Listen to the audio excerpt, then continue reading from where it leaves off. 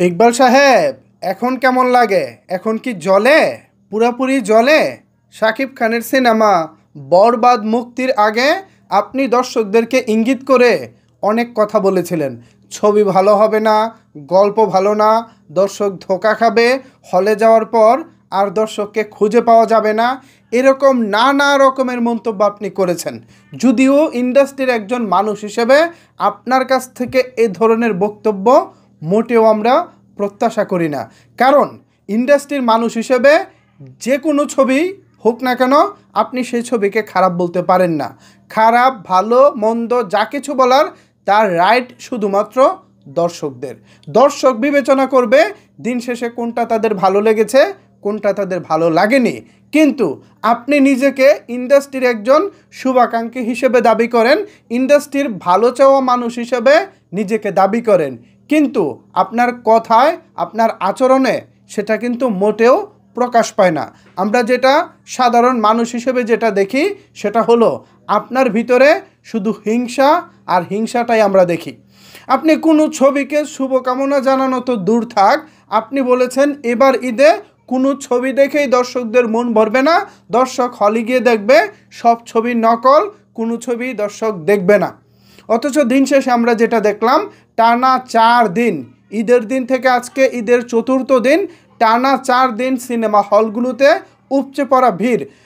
খুলনা, শেরপুর, ঢাকা সহ দেশের বেশ কিছু সিনেমা হলে পুলিশ মোতায়েন করতে বাধ্য হয়েছে হল কর্তৃপক্ষ। কারণ তারা দর্শকের চাপ সামাল দিতে পারতেছে না। না জানি কোনো বিপদ ঘটে যায়, দর্শকরা না জানি কোনো অকারেন্স ঘটিয়ে ফেলে, ঠিক সে কারণে হল কর্তৃপক্ষ পুলিশ মোতায়েন করে রেখেছে। বুঝতে পারতেছেন কী পরিমাণ দর্শক সিনেমা হলগুলোতে হচ্ছে? আপনাদের এখনও সময় আছে, আপনাদের এখনও সময় আছে। আমি আবারও কথাটা রিপিট করতেছি, আপনাদের এখনও সময় আছে।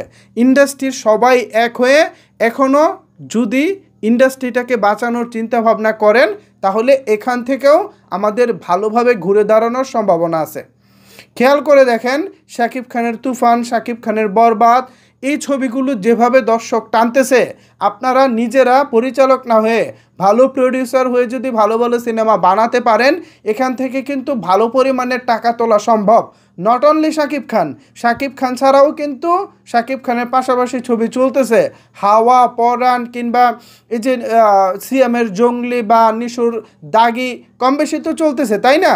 ছোটো বাজেটের ছবি হিসেবে এই ছবিগুলোও দেখবেন যে কম বেশি তারা হয়তো বাজেট তুলে আনতেছে মার্কেট থেকে। সো তাদেরও যে খুব একটা লস হবে এরকম একটা ভাবার কোনো সুযোগ নাই। সো সব কিছু মিলিয়ে ইন্ডাস্ট্রি কিন্তু আস্তে আস্তে গ্রো করতেছে। বাট আপনারা যারা এফডিসি ঘরানার কিছু লোক আছেন, স্পেশালি ইকবাল সাহেব, আপনাকেই বলতে চাই, আপনার মন মানসিকতা পরিবর্তন করুন।